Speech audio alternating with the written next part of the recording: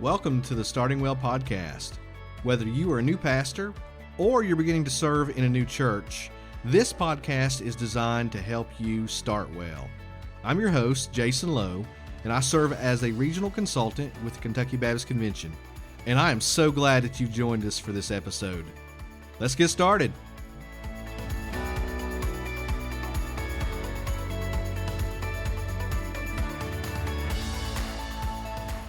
All right, welcome back for another episode of the Starting Well podcast. Hey, I don't know about you, but I'm pretty excited because this is already our 5th episode of this podcast, a podcast designed to help new pastors and those beginning to serve in new ministry locations, new churches, to start off on the right foot. And I'm so thankful that you're with us for this episode. If you've been with us since the beginning, if you've listened to all 5 episodes, first of all, thank you.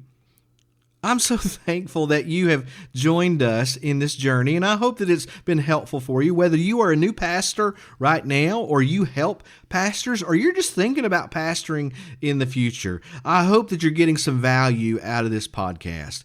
On today's episode, we're going to be talking about listening well. If you haven't been with us, and this is your first episode, we're walking through the different priorities that new pastors should focus on in those first weeks, months, and even maybe a year or two of their ministry at the church. And so we've talked about in past episodes, you can go back and listen to those, how we're called to love well and get to know the congregation, how we're called to learn well, learning different characteristics of the congregation, its history, its culture, all those things. And today we want to focus on the priority of listening well. When I was a pastor, I served. My first church was a small church, a wonderful congregation. I loved those dear saints, and they were so patient with me as a young, inexperienced new pastor who made a lot of mistakes. But I'm so thankful for that church. But I remember one time having a conversation with some of my deacons, and one of the deacons said, "Hey, we think that there needs to be an anonymous suggestion box placed in the foyer. That folks, if they have any comments or questions or concerns or compliments, whatever they have, that they can write those down in this anonymous suggestion box and put it in that box, and then you can get those and read those later." That wasn't my idea of a good way to listen, okay? And that's not going to be my advice today, is that you need to put an anonymous suggestion box in the back of the church and then just wait for all the compliments to pour in, because that's what's going to happen, right? You're going to get all these lovely anonymous compliments. No, you know exactly what you're going to get. You're going to get a lot of anonymous complaints and criticisms and all of those things. So I'm certainly not advising you to put an anonymous suggestion box in your foyer, but we do need to learn how to listen well. Maybe you've heard the joke that God gave us 2 ears and 1 mouth because He wants us to listen twice as much as we speak. Now, I don't know the truthfulness of that statement. It's a funny joke, but I do know what James chapter 1 verse 19 tells us. And it says this: "Everyone should be quick to listen and slow to speak." Everyone should be quick to listen and slow to speak. And everyone includes you and I. It includes us as pastors. But if you're anything like me, maybe you struggle to live out this verse. Maybe instead of being quick to listen and slow to speak, you are quick to speak and slow to listen. Can I get an amen? Because that's certainly where I'm at. A lot of times I'm having a conversation with somebody, and before they're even finished talking, I'm already forming my next sentence, my response in my mind. And they're not even finished talking yet, and I'm not even listening to them, but I'm already forming what I'm going to say back that they need to listen to. And the more they talk, while I'm forming this wonderful response in my head, I begin to think these thoughts. Why won't you stop talking? I need to talk now. Why won't you hush? And if they keep going, I might even interrupt them or finish their sentence so that we can get done with them and we can allow me to talk. Now, I may be stepping on your toes right now, and I understand that. I'm just being honest with you. That's how I respond sometimes. When we read a verse like James 1:19, Pastor, sometimes we're the worst at this, that we are always quick to speak and slow to listen. And when you begin serving as a pastor in a church, you're going to have that temptation. And so you may have the temptation to start your ministry with a preconceived plan on how to lead and where to focus. And you don't get any input from other people in the church or outside the church for that matter, but you just think that you've got all the answers, and so everybody just needs to listen to you and follow your leadership. That certainly was the case for me in my first church. I thought I had all the answers, and the longer I've been in pastoral ministry, I've recognized that I know less and less than I thought I did.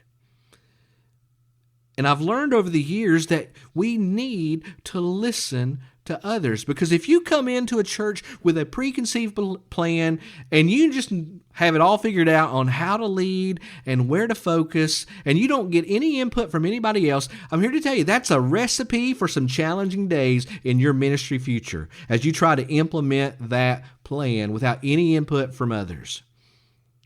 However, if you want to start well, then you need to love well. You need to learn well. And today we're going to talk about how you need to listen well.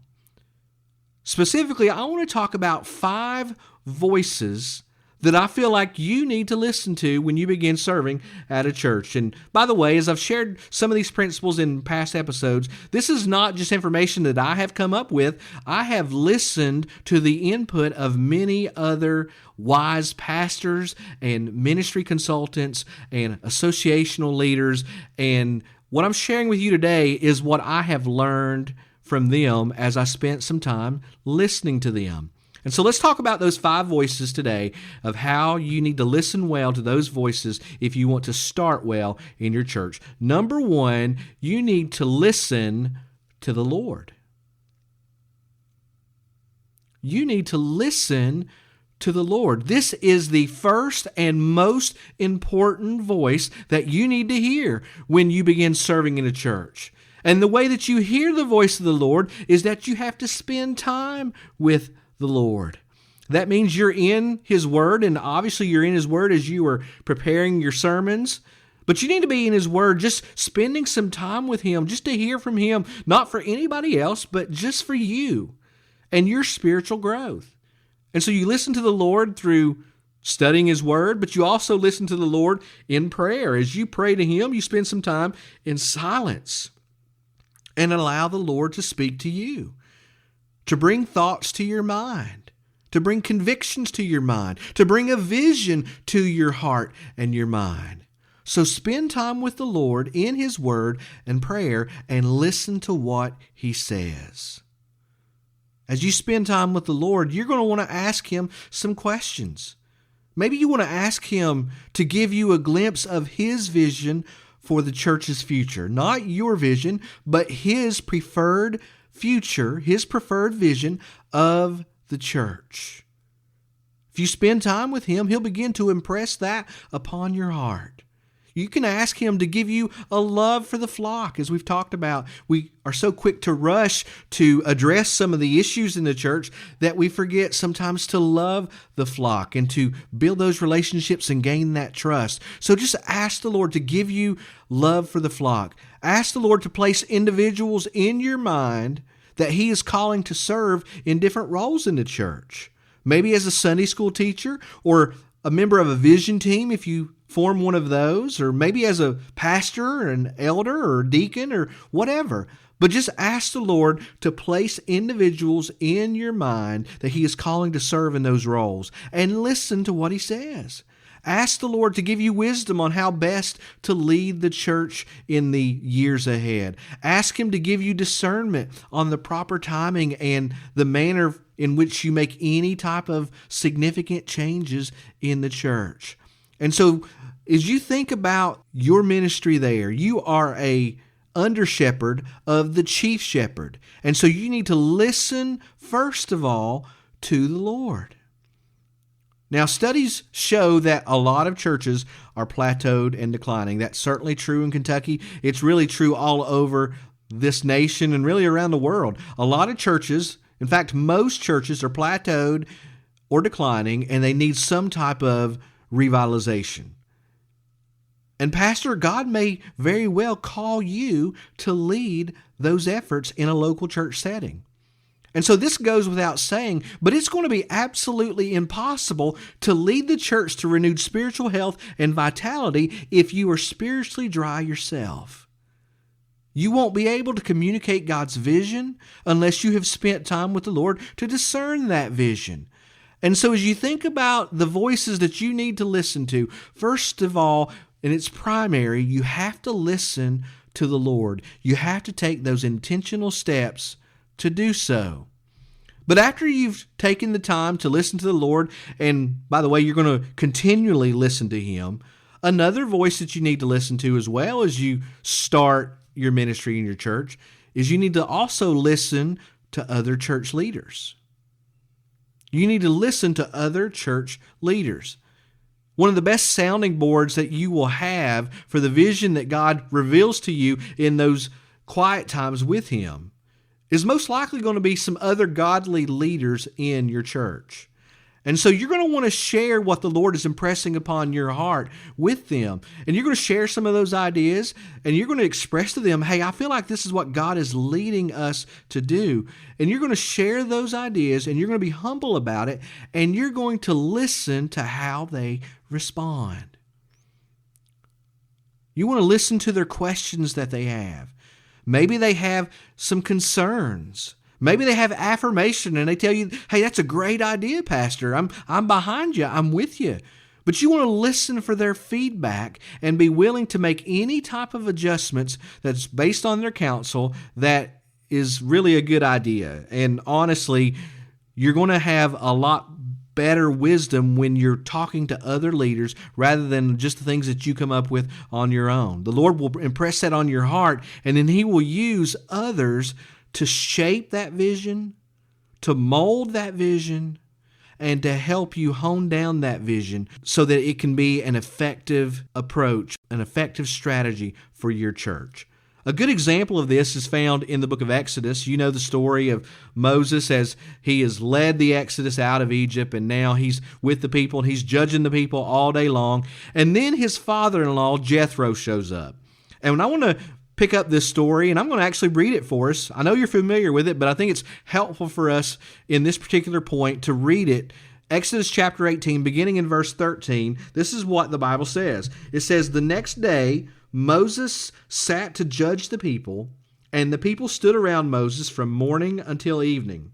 And when Moses' father-in-law saw all that he was doing for the people, he said, 'What is this that you are doing for the people?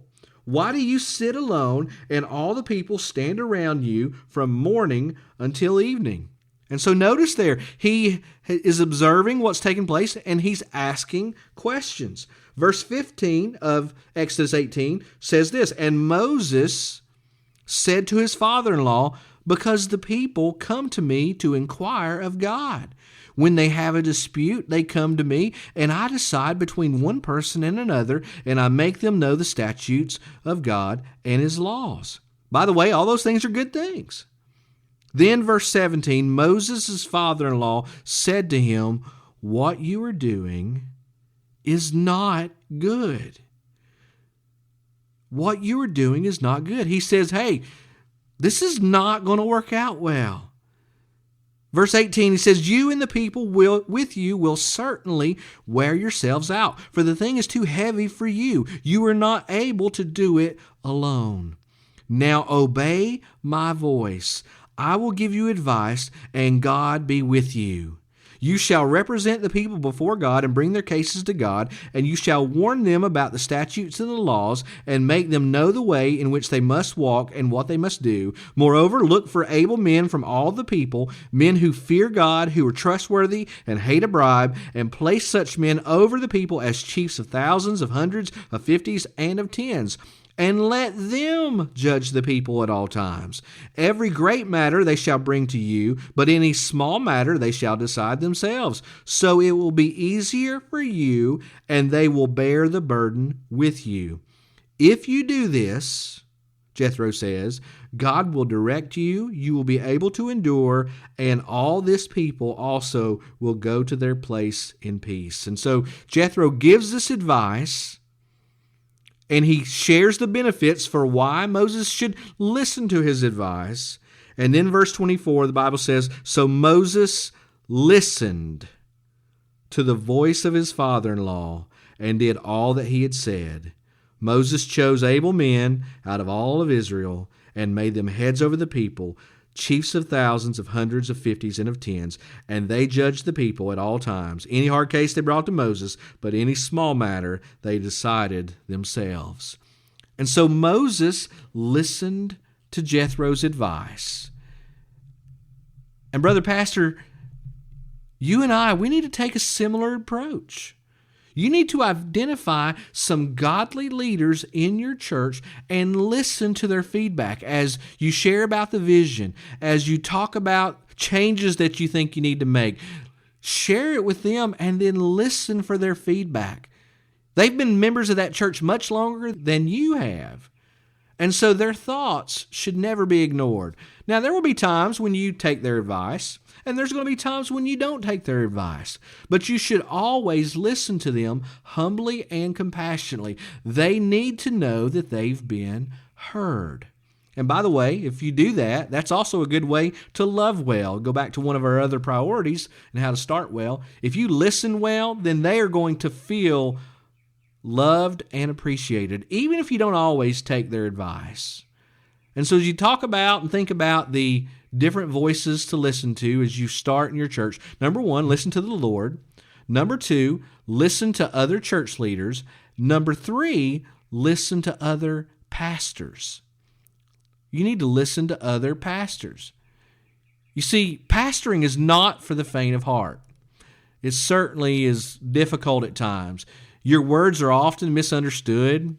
Your motives are sometimes misrepresented, and your decisions are second-guessed. That's just part of leadership, and it's certainly part of pastoring. You endure the pressures of being on call 24/7, and you sometimes have to stare into the eyes of one of your children who's disappointed that a ministry emergency took place that required you to miss their sporting event or their dance recital. That's reality. That's part of pastoral ministry. You see, it's difficult to fully comprehend the challenges of the role of being a pastor if you've never served as a pastor.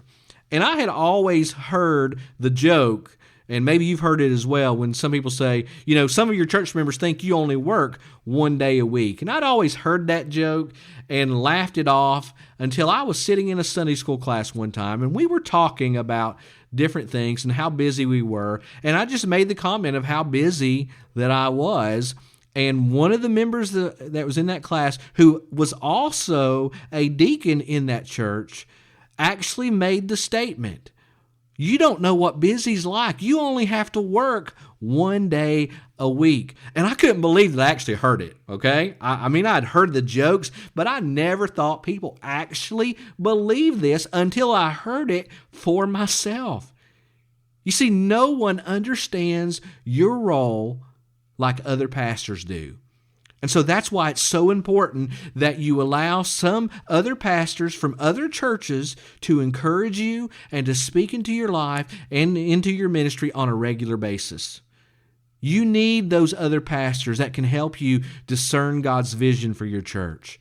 You need those other pastors who can help you identify pitfalls and maybe some landmines to avoid as you begin your ministry. You need those other pastors that can help you determine the best timing to implement change. You need those other pastors that can encourage you when things don't seem to be going as quickly as you would like, and things just aren't going well, and you are discouraged, and you need that encouragement. Those other pastors can encourage you because they've been there. They've been on the mountaintop, they've been in the valley, and they can identify with you, and they can encourage you when you are there, and you can encourage them when they are there. You need those other pastors that can help you in these ways and 100 other ways. You see, these pastors can become some of your most trusted friends. So if you are listening to this right now and you don't have the voices of other pastors, that you don't have any relationships with some of those other pastors that can speak into your life and can encourage you, let me just tell you right now, you go ahead and place this episode on pause right now and pray and think about at least one other pastor that you can invite to coffee or breakfast or just for a meeting, whatever it is. Just go ahead and think of that person, and don't mind me. I'll certainly wait right here.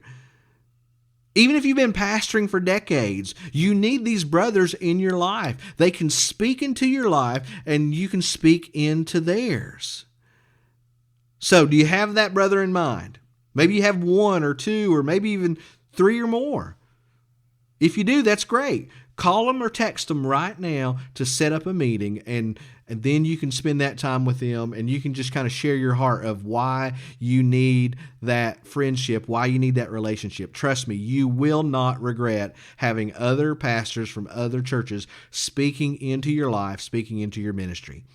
So far we've talked about 3 voices that you need to be listening to. Number 1, you need to listen to the Lord. Number 2, you need to listen to other godly church leaders. Number 3, you need to listen to other pastors of other churches. Number 4, you need to listen to the congregation. You need to listen to your church. As you begin serving as your church's new pastor, you will undoubtedly want to begin to implement changes. In fact, this is a major topic that we're going to be talking about a lot in future episodes. But for now, just recognize that as you begin to make changes, you're probably going to want to start with something that's pretty small. What will be deemed a minor change that's not going to really upset the apple cart too much. And so you want to focus on those small changes first and get some of those small wins, because that will help you to see how the church responds to your leadership before you attempt to make major changes or more significant changes.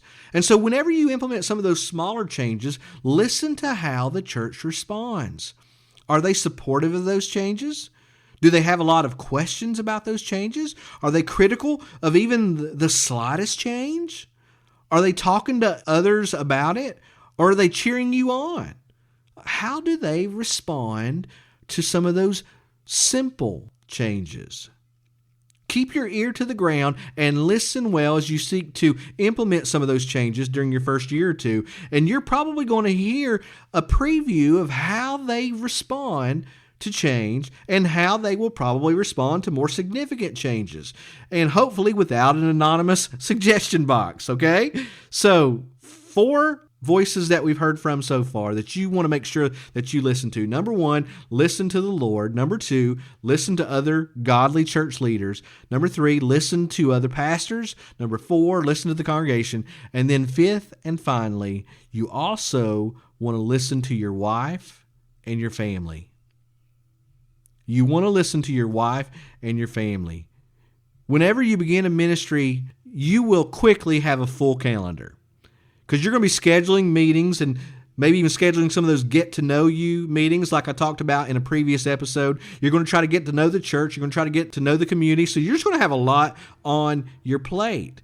However, if you're not careful, you may overextend yourself, and your wife and your family will get the leftovers. Maybe you've heard this saying that ministry sometimes becomes the pastor's mistress. And sadly, there's some truth in that description. So that's why it's important that you listen to your wife and your family. If you spend more time away from home than you should, they may not come right out and say that to you, especially in those early days of your ministry at the church. But if you listen carefully, you can pick up on it. I remember one conversation I had with my oldest son, and he came in that afternoon into my office, and he asked me this question. He said, "Dad, what meeting do you have tonight?" And I told him, I said, I don't have a meeting tonight. I'm going to be home tonight. And he said these words, and they stuck with me, and they were painful. But he told me, well, I just assume that you have a meeting tonight because you have a meeting just about every night. And when he said those words, he didn't have to say anything else. I heard the message loud and clear. I was spending too much time on work and ministry and not enough time with my family. Brother Pastor, God may call you to a different church, but you have one wife and one family, and you need to make sure that you prioritize time with them. If you want to start well and maintain a sustainable pace of ministry, you have to make sure that you listen to your spouse and your family and that you listen to them well.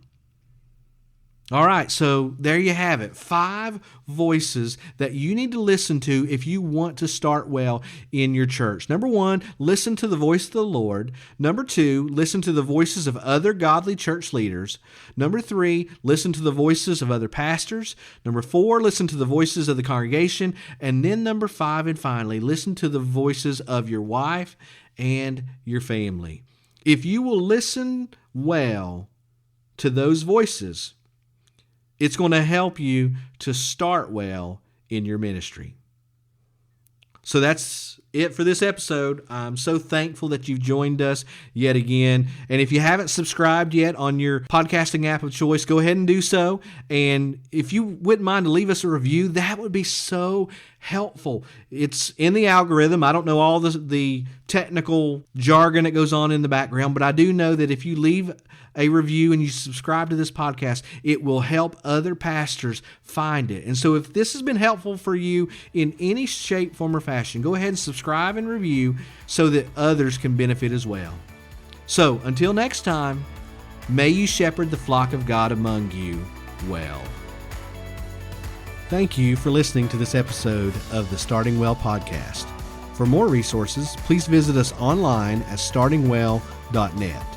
For more information about the Kentucky Baptist Convention, go to kybaptist.org.